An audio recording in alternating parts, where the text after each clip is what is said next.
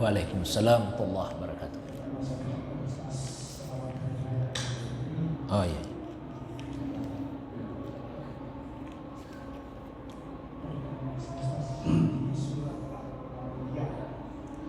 Iya. Setiap yang bernyawa Iya. Iya. kami akan menuju kamu dengan keburukan dan kebaikan sebagai cobaan, dan kamu akan memberikan anak kepada kami. Iya. Saya sebagai si Ustaz, kami akan memuji kamu dengan keburukan dan kebaikan. Iya.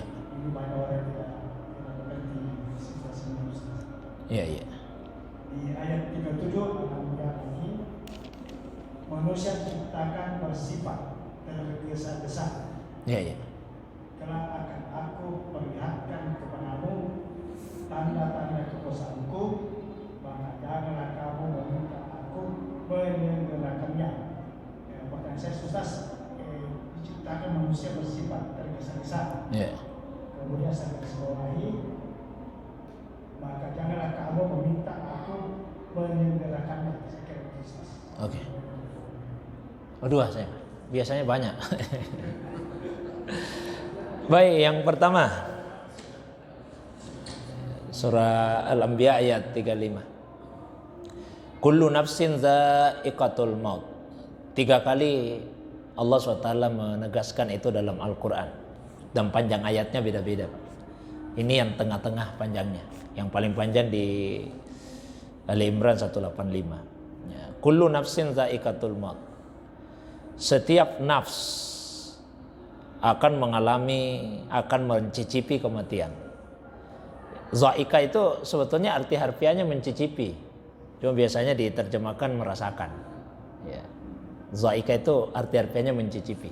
Loh, kok mencicipi? Ya, sebelum masuk pada yang ditanyakan. Katakanlah makanan. Kalau makanan itu dicicipi itu banyak atau sedikit? Nah, sedikit. Kalau banyak bukan mencicipi, makan namanya nih. Kenapa digunakan kata mencicipi? Karena apa yang dirasakan pada saat mati itu baru sebagian kecil dari apa yang akan kita rasakan setelahnya. Kalau itu siksa bagi orang yang durhaka, ketika dia mengalami mati dia tersiksa, siksanya itu baru sebagian kecil dari siksaan yang akan dia rasakan setelahnya itu. Maka dia cicipi dulu siksa ini. Kalau orang beriman, kematian itu nikmat baginya. Maka nikmat yang dia rasakan itu baru sebagian kecil dari nikmat yang akan dia rasakan setelahnya. Maka dikatakanlah mencicipi. Wa nabluukum bisyarri wal khairi fitnah. Ini yang ditanyakannya. Dan kami akan menguji kalian dengan keburukan dan kebaikan. Ya. Jadi gini, Pak. Kan biasa itu kalau ada yang mengatakan begini. Kalau kita ini manusia diuji oleh Allah, maka kita harus, biasanya jawabannya apa Pak itu? Kalau ada orang yang diuji maka dia harus kira-kira bersabar Pak ya? Ya biasanya orang jawab begitu. Jawabannya tidak salah Pak, tapi baru setengah. Karena itu artinya kita menganggap ujian itu hanya yang buruk saja. Jadi kalau kita diuji oleh Allah, kita harus bersabar atau bersyukur, tergantung jenis ujiannya. Kalau diuji dengan syar, dengan sesuatu yang buruk itu pandangan kita manusia. Karena hakikatnya tidak ada yang buruk. Buruk di sini dalam arti tidak sesuai keinginan kita. Tidak sesuai keinginan. Hakikatnya baik itu di sisi Allah Pak. Cuma kita menganggapnya buruk. Nah kita harus bersabar pada hal yang seperti itu. Tapi kalau misalnya Pak dikasih jabatan, dikasih harta, dikasih ilmu, apa cocok kalau dikatakan kalau kamu dikasih harta harus bersabar, dikasih jabatan harus bersabar, dikasih ilmu harus bersabar? Kan tidak, harus bersyukur. Tapi itu juga ujian. Jadi jangan menganggap bahwa dikasih harta itu bukan ujian. Ujian juga. Dikasih jabatan itu ujian juga. Dikasih ilmu juga ujian. Karena ujiannya berupa nikmat, berupa sesuatu yang baik, maka bukan bersabar, tapi bersyukur. Jadi kalau kita diuji oleh Allah, maka kita harus bersabar atau bersyukur, tergantung jenis ujiannya. Kalau diuji dengan sesuatu yang kita tidak sukai, di syar kita anggap buruk, ya sabar. Kalau diuji dengan sesuatu yang baik yang kita sukai, ya harus bersyukur. Contoh Nabi Sulaiman dikasih kerajaan oleh Allah. Apa kata beliau? Hadza min fadli rabbi liyabluwani aashkuru am akfur. Ini adalah karunia dari Tuhanku, karena Allah ingin menguji saya. Apakah saya bersyukur atau saya kufur? Jadi bukan apa saya bersabar, tapi apa saya bersyukur. Jadi itu makna ujiannya. Ada yang diuji dengan sesuatu yang buruk, tidak sesuai keinginan, dituntut kesabarannya. Ada yang diuji dengan sesuatu yang baik sesuai keinginannya, maka yang diharapkan adalah dia mampu untuk bersyukur. Sesuai yang saya sebutkan tadi, mengakui di hati itu nikmat, puji Allah, gunakan nikmat itu sarana dekat dengan Allah dan memberikan manfaat kepada sesama. Khuliqal insanu min ajal. Ayat 37. Manusia diciptakan dalam keadaan tergesa-gesa. Bukan Allah yang tergesa-gesa. Maksudnya watak dasar manusia begitu. Watak dasar kita. Di ayat yang lain di surah Al-Ma'arij juga disebut. Ya, khuliqal insanu halu'ah. Ya, manusia itu diciptakan watak dasarnya tergesa-gesa, terburu-buru, banyak mengeluhnya.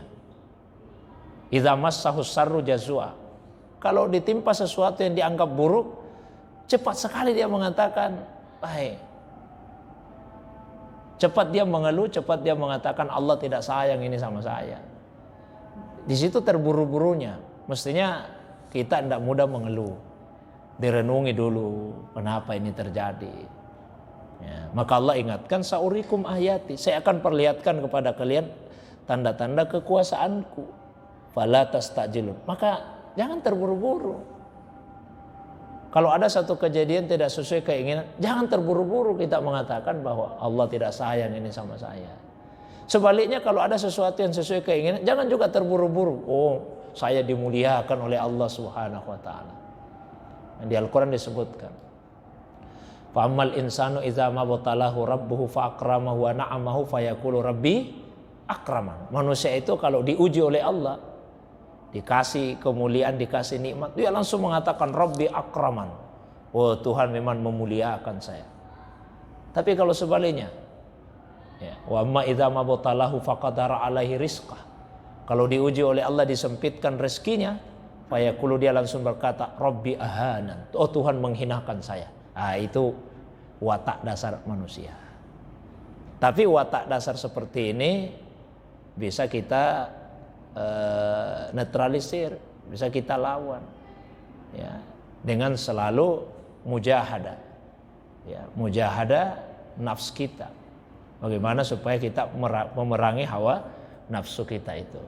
Mungkin saya pernah sampaikan, di Al-Quran kan ada dua macam jihad. Ada jihad fi sabilillah, ada jihad fillah. Kalau jihad fi sabilillah itu berjihad di jalannya Allah, menghadapi musuh di luar diri kita. Tapi kalau jihad fillah, berjihad menuju Allah, itu memerangi hawa nafsu kita sendiri. Barangkali itu Bapak Ibu sekalian pengajian kita untuk malam ini, mudah-mudahan ada manfaatnya. Saya belum ucapkannya selamat Hari Raya Idul Fitri meskipun sudah lama sekali. Taqabbalallahu minna wa minkum. Mudah-mudahan Allah SWT menerima semua amal ibadah kita. Mari kita tutup dengan doa. Alhamdulillahirabbil alamin. Allahumma salli ala sayyidina habibina syafiina maulana Muhammad. Allahumma salli wa sallim wa barik alaihi. Allahumma faqihna fid din wa alimna ta'wil. Allahumma faqihna fid din wa alimna ta'wil. Allahumma faqihna fid din wa alimna ta'wil. Subhanaka la ilma lana illa ma 'allamtana innaka antal alimul hakim. Rabbana atina fid dunya hasanah wa fil akhirati hasanah wa qina adzabannar. Subhanaka rabbil izzati amma yasifun wa salamun alal mursalin wa akhiru da'wana anil hamdulillahi rabbil alamin. Demikian, assalamualaikum warahmatullahi wabarakatuh.